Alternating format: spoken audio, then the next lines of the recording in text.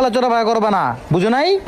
বাবারে, একদিন তোদেরও ছেলে মেয়ে হবে, আমার মতো এইরকম তোদেরও একদিন বৃদ্ধাশ্রমে হ নিয়ে হ যাবে। জানি, আমরা ছেলে মেয়ে রে ওইভাবে পালমু, তোমার মতো পালমু না।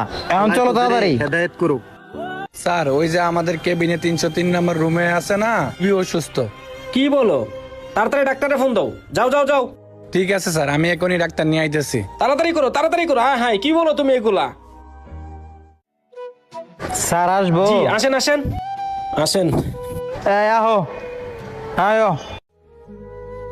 বসলাম স্যার, এই বসো। বসেন। স্যার, উনি হচ্ছে আমার আব্বা, এই জন্য আপনাদের এখানে নিয়ে আসছি। এখন হচ্ছে যে বাড়িতে একলা একলা থাকতে থাকতে উনি খুব বিরক্ত হয়ে যায়। উনার বয়সী দু একজন থাকলে খুবই ভালো হয়। আচ্ছা, ঠিক আছে।